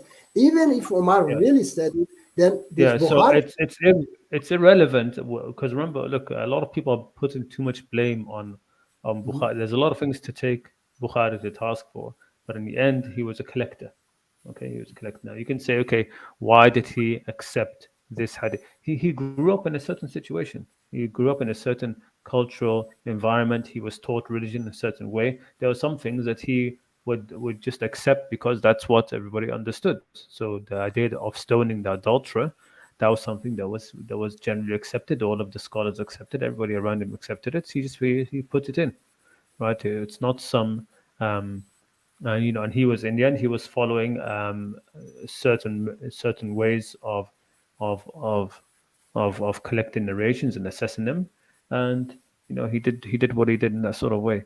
The things to take Bukhari to task for are for example, his deciding to exclude certain narrations due to his own sectarianism, deciding to doctor certain narrations, edit certain narrations, these sort of things. But in terms of just collecting and putting in things together, yeah, you can say, of course, why did he not understand that the Prophet could never have done this, or this is wrong, or this is against the Quran?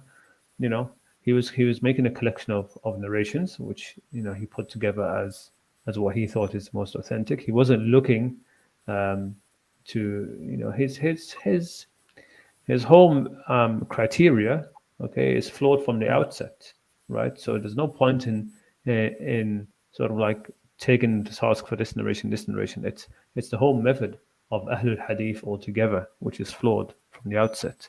There's no, that's where the problem lies. There's very little point in speaking about the details of why didn't he do this or this, So him putting this narration of Aisha, that was very normal for him at his time, because by his time it was already been accepted that girls could be married at this age. It wasn't seen as an issue.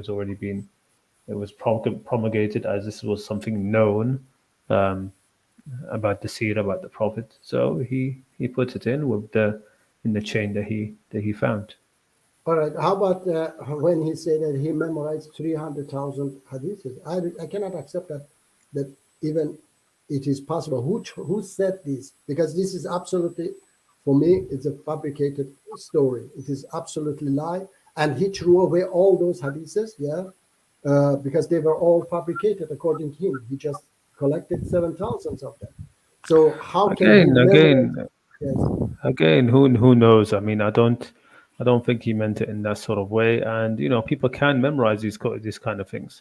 There are people we don't know all the details about him. No, you have people now, autistic people and people who have gifts, who are gifted in this way. In this way, they're able to memorize amazing things. Okay, Yes, it's not that far fetched, right? Yeah, but there are people not, who can. Yeah, but not 80 books. There are people who have photographic memories who will be able to memorize 80 books. 80 books. It's not. People who have photographic memories, they can memorize 80 books easily. Okay. I have one of my close friends. Okay. His father. Okay, he's a famous poet. Well, he's a poet in his country, right? And you know how you have these in the UK? We used to have these phone cards they used to call people, right? Talk home. If you want to call a foreign country, you don't use your normal phone. You buy these cards, £5, right? You scratch off the number, and you use that number to call, right? It's a 12-digit number, right? So I would go to his house one time, and he's an old man. He would ask me to help him call his home country. So I'd pick up the phone. That's like, okay, where are the phone cards? He says, yeah, I'll tell you. So he tells me. So you give me the whole number, 12-digit number, right? From his memory. I put in the number, and I tell him, oh, sorry, the credit in that one has run out. Okay, then try this number. He gives me another number. Oh, that's not working. Okay, then another number, right? I'm like, wait, you memorized all these numbers? He goes, yeah, I can remember every single card I've ever used, right? And I just scratch off the scratch card. I scratch it off once. I look at it once, and then I throw the card away. I've memorized it. Yeah. Or- So there are people like this. There are people that have. He can't do that with words, for example. He can't do that with memorizing, like a book or something like that. But give him any 12 digit number, right? Don't say Okay. it to him. Just let him look at it, right? Once, and he's got it in his memory forever. 5 years later, you can ask him about it, and he'll remember it, Mhm. right? Yeah. So you have people that have these kind of abilities, and if somebody has this kind of gift, it's not unsurprising that they would end up going into. It's not unsurprising that they would get into memorizing hadiths and memorizing these things and memorizing. So it's these things are not an issue. It doesn't matter whether he claimed to, whether even if that's true about him or not. What Yeah. matters is the methodology he used, why he used it, his own background, his own background, how that played into him. We can now look back at him and just analyze his circumstances, analyze his situation, look at the environment he grew up in, look at his teachers, look at his students, and we can sort of, assess why he was the way he was. He's not this great bad guy, Imam Bukhari. Well, he was just somebody working in what he thought was a good endeavor, right? So I don't see this this deviousness. What I see is people who have grown up somebody who grew up with in a certain environment, and that influenced him how he went about things, right? Mhm. Yeah. Yeah, but anyway, and because I've seen a lot from these clerics. Sorry. I say because I have seen a lot from these clerics in all these 43 years. So it is for me, especially that he was kicked out of his city 4 times for his crazy fatwas by the ulama of Look, this him country. being kicked out by others. That's not something we should be praising. He shouldn't have been kicked out. Why was he kicked out? Because he I was mean, do you having, accept that somebody be kicked out because of fatwa? No. I mean, yeah, it is again one of the problems that we have is we start to praise some of the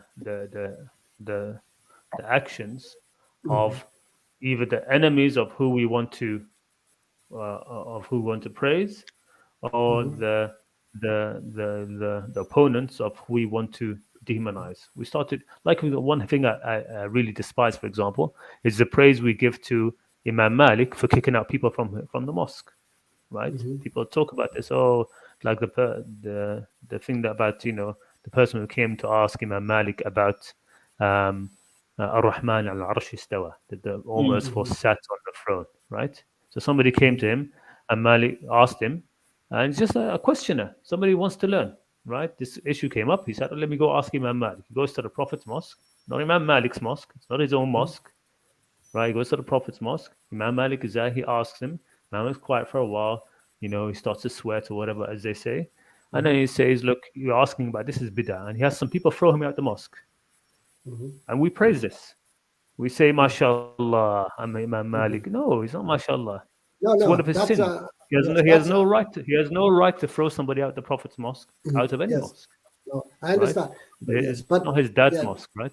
yeah, So we have no, this issue. definitely, So Imam Bukhari being hounded the way he was, okay, that speaks badly about those who hounded him, not about him, right? okay. Let me see when he says, yeah, when he gives the fatwa that if you drink as a child from the same milk of a cow or sheep, then you are sibling. Then people got angry with him that then half of the city are brothers and sisters and they have been married. Yeah, so these types of fatwa made them angry and kick him out of the city. Well, So they one shouldn't of have them, kicked him out. this is one of the They fatwas. should have laughed at it and thought, if that's true, they should have laughed at it and told him, "Don't be silly," right? And that's it. Yeah, but anyway, that was the way they were handling. Yeah, of course. Yeah, maybe they shouldn't throw him out. But anyway, the fatwas were terrible that they were angry with him, and I can understand myself that this fatwa is terrible, of course. Yeah. But again, this is part. Again, this is it's part of the problem. The way we deal with. I mean, a very this is why if people are able to and look into at least the critical way of some critical history of Imam Ali and how he dealt with people. Okay, it shows a real reflection of how things should be. So, a favorite story of mine of Imam Ali. This is one thing that happened while he was in Kufa. So he was in Kufa, and some of his soldiers brought to him a man who was from the Khawarij, basically, from the you know. And they said to him, "Oh, Ali, this is one of the Khawarij, right?" So Ali looked at them and said, "Okay, then, well, what do you want me to do with him?" They said to him, "Kill him." He said, "Do you want me to kill him when he hasn't killed anybody else?" They said, "Okay, then fine. The fahbisu, then imprison him." And he goes, "You want me to imprison him when he hasn't done anything?" He said to him, "Okay, then what you decide. What should we do with him?" He said, "Khallu sabilahu." He said, "Leave him. Get out of his way. Leave him alone. Yeah. Let him go. Why are you bringing him to me for?" And so, this is one of the things which shows you. This is one of he was one of the Khawarij. He was one of the people who were part of that partisan. This was after the battle of Nahrawan and after the whole issue of the Khawarij. And there was just somebody in Kufa of them, and they decided to grab him, bring him to Ali and say, "Hey, sort out this person." He said, "No, there's nothing to sort out. Leave the man alone." Okay, leave the man alone. Yeah, that's of course. I read it myself from.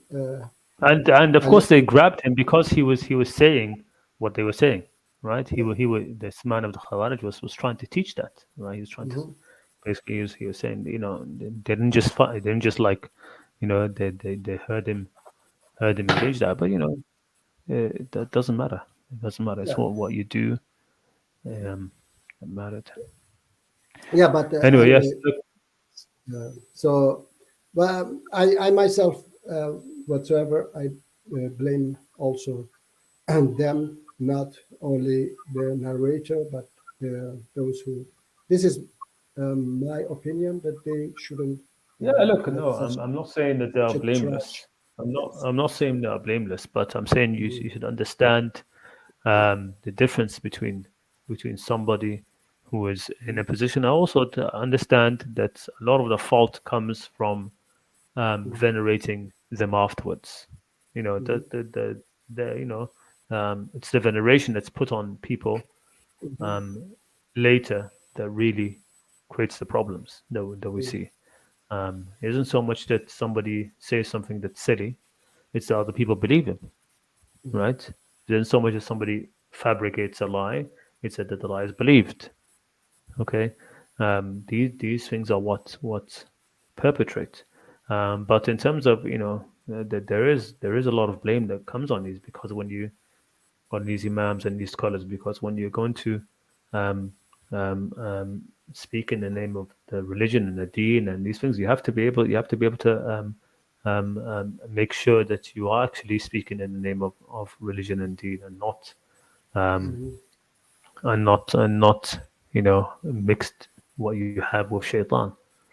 You have to be very careful, right? So there is a lot of fault and a lot of blame, but I'm just saying we should understand the situation as well. Understand where you could say that this is something that it's just the result of the time and the upbringing and the area. Should they have done better? Of course, without a doubt, right? But sometimes you're given faulty. If you're given faulty data, you'll make faulty conclusions, right? If you're given faulty data, you're always going to make faulty conclusions. And sometimes that's all there is to work with. A lot of the data, if it's faulty, that's what happens. Anyway, I think I'm going to call it quits now as well, because it's getting late for me. Hey, brother, can I ask you one more question? Yeah. Are you familiar with a lady called Majid Khalaf? I think so. She's a sort of a Quranist, quote unquote. Speaks in. She's an Egyptian lady. Yeah, I don't know. I'm not sure if she is a Quranist or not, but I know that she does criticize some certain hadiths and certain teachings of the scholars and the traditional understanding, of course. Yeah. Yeah. So I think if it's the same lady that I'm thinking of, it's she's got a YouTube channel, and she does discusses the Quran and equality and women's issues and stuff. A lot of things from sort of like a Quran only perspective, right? Mm. Yeah. I think that's what she is. I think I saw a few of her things. If it's the same woman we're talking about again, but it reminded me a bit, quite a bit of Marvelous Quran in a certain way. And I found some of the things just a bit far fetched. I think I don't know. Send me a link so I can make sure that it's the same person, and maybe next time we talk, we can discuss something. What do you have? What No, I mean, it exactly? was just because she posted, recent videos about the prophet, and I just wasn't sure. Maybe it was just my Arabic, or maybe it was her, speaking or whatever. And also, when I tried to read from the translation and all that, it still What was she saying? agreed. Like, for What example, do you think she was saying? no, she was saying like in terms of it's not possible to obey, like for example, you can't obey the messenger, not in that way. Like for example, she would say that the messenger would do things that would actually contradict the commands from Allah. So sort of that kind of in that kind of line. So she was like, how can you obey the prophet? And she was questioning the prophet being a good role model. So Yeah, I think that's the one I'm talking about. Yeah, she had like these kind of um, weird, like these views, which I think are not very well thought out. mm, You know, the whole point of being able to obey the prophet, even though he himself might have done things which he had to be corrected in, is exactly because he could be corrected, right? yeah.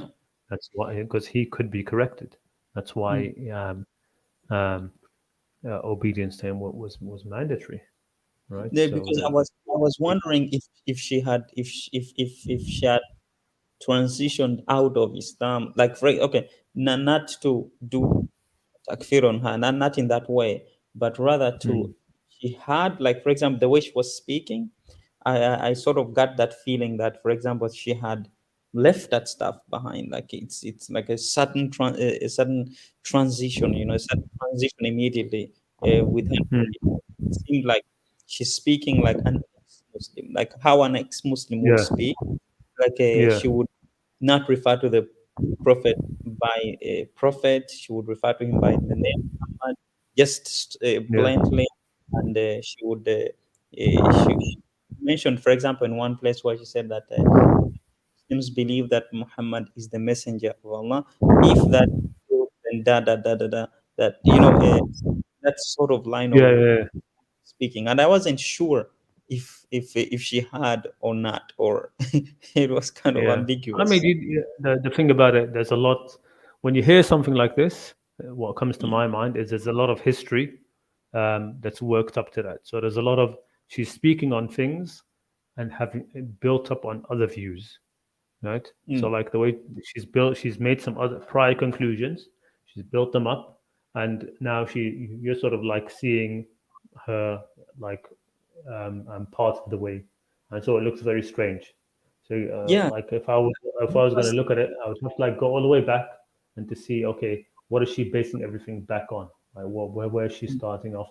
And that would take too much effort. You have to go back and find out, okay, why is she saying if he was really the messenger? So if she's saying it's not the messenger, what does she mean by that? Okay, does she mean by that he's not the messenger of Allah now anymore? So now he's not the messenger of Allah, okay, yeah, and that I he was get the that messenger of feeling. Allah only, who's the messenger of Allah only in his time while he was alive. Maybe she means that, okay, or maybe she Maybe, means he was he's a messenger of Allah only when he's speaking as a messenger. You've heard those sort of arguments, right? And then yeah, other yeah, times he's just Muhammad, right? Or he's just a prophet and he's not a messenger. So it could be a bunch of things. Who knows how she gets to Yeah, that part? because So in these I kind of watched. things, you just got to say, okay, I don't get where you're coming from in the first place, and Yeah, just leave it unless you want to really I get mean, into it. of her previous videos. When I watched her previous videos, like I watched them, I've been watching them for a long time now, and I could kind of lean into some of the things that she was saying. Like for example, when she questioned some of the places in the where the word rijal and nisa is used within the Quran, and so she questions, says that just because it says rijal, it doesn't necessarily mean that it's talking to just men. And also, some, like for example, in certain places where Allah says ya ayyuhalladhina amanu, so she says that even though the implication can be taken to mean that it's addressing men, but women are also included in that. So like for example, when you talk about the verse of wudu, right, in Surah Al-Ma'idah, right, it has the statement awla mastumun nisa, and the verse begins with ya ayyuhalladhina amanu. So she says Yeah. that, okay, is the whole verse only addressed towards men and women are excluded? Do women not need to do wudu? And this awla Yeah, mastumun of nisa course. is Yeah. also to women, that when women touch other women, or do women not have to do wudu or not have to do tayammum or do a full bath when they have touched men? So is it only, so she had something, I think that or in other places where rijal is mentioned, and it is also, for example, وَعَلَى الْأَعْرَافِ رِجَالٌ, right? You understand that though it says rijal, it actually means it's not only going to be men. Or when it says رِجَالُ لَا تُلْهِيهِمْ تِجَارَةٌ وَلَا بَيْعٌ عَنْ ذِكْرِ اللَّهِ, that is also not talking just about rijal, they are also women, right? So who are in this masajid, or فيه رجال يحبون أن يتطهروا on the Masjid al-Dira wa Masjid al-Taqwa. So she says, even though it says rijal, women are also included in that. So I said, okay. Also other places where it's just women who are mentioned, she said men can be addressed similarly, even though the verse is addressed towards women particularly. So I kind of understood that aspect of her reasoning. But then recently, it just seemed to be going a bit, a bit far. Like a bit takfiri. I'm not doing any theories, but I'm saying that it wasn't. I need maybe to wait a little bit to know exactly where she's going with it. Like going a bit off the rails, a bit kufri. Yeah, who knows? Who knows? Because look, again, you have to like, if the same lady that we're talking about, what I sensed was a lot of baggage, a lot of like, just wanting to be, the whole like feminist and like feminist Quranist kind of thing. That's the vibe that I got from her. yeah, I think we're talking about the same person. Yeah. But she's I think she's I mean, she had some good points like early on. I mean, if you watch, for example, her early stuff, you would start to see, like, for example, she does present a good argument in terms of the way the Quran uses certain terms, that how the much of, in certain places the context is completely missed, or she also refuses to go into to approach the Quran with a presumption from a hadith or from what she has been taught. So she has said that we have to unlearn those things and approach the Quran in that way. So she was calling for such interesting things. Yeah, that's the one that you have emoji on the screen. Yeah, that's the one. She's that's the one I'm talking about. Yeah. Yes. Yeah, that's the one. Yeah, that I thought of as well. Yes. Yeah, we had recent, like I said, more like a more feminist kind of Quranist kind of person. Yeah. But yeah, I watched a few things of her and I was like, okay, no, this doesn't make sense to me. I don't know. I see too much. I see too much agenda. Like, like if what you're saying is true, like going into the Quran without any presumptions or anything. It doesn't seem like it. It seems like no, I'm going in with the presumption that you know that it's I don't know that it's just again like sort of like a very stern feminist mindset that she went in. She probably went into the Quran with that. I'm not sure, but I don't know. Right. But from what I saw, I didn't watch much more. Well, All right.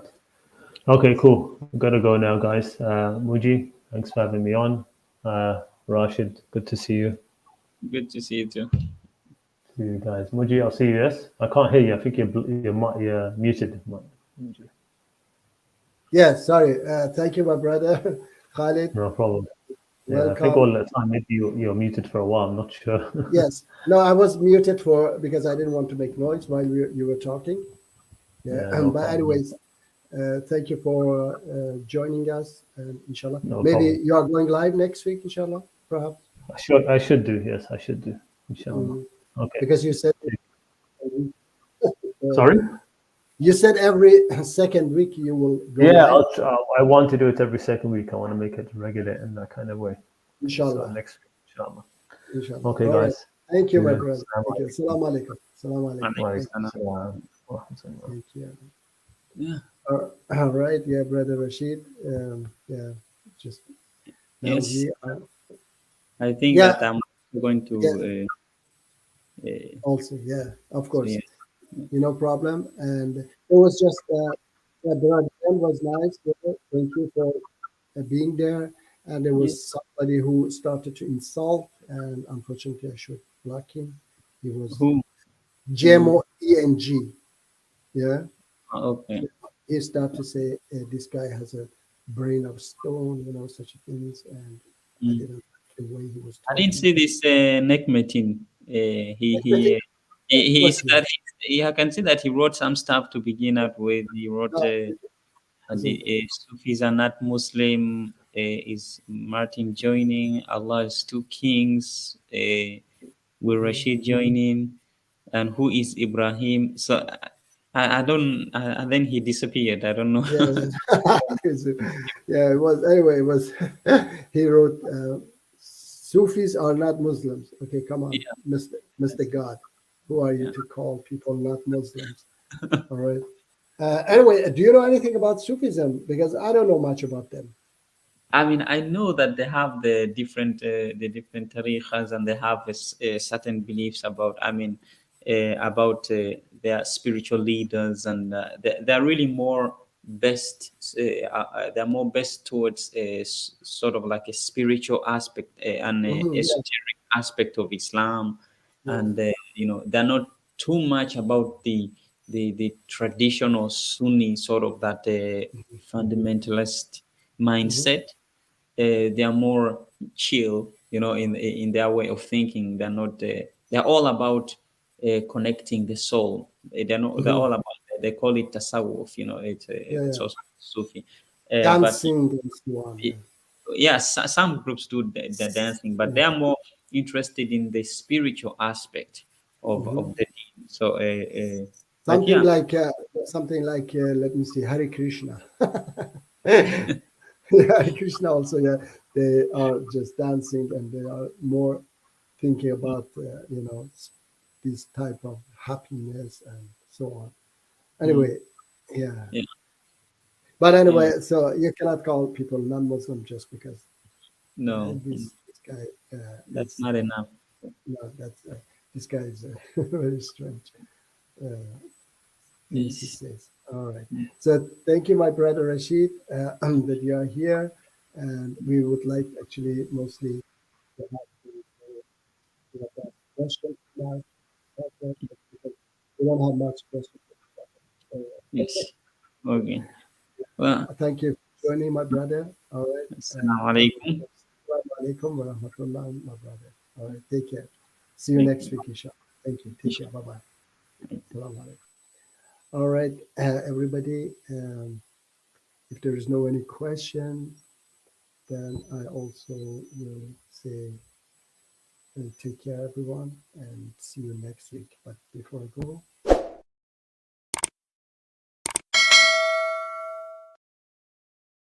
thank you and thank you everyone who joined us, and see you next week, inshallah. Assalamu alaikum, everyone.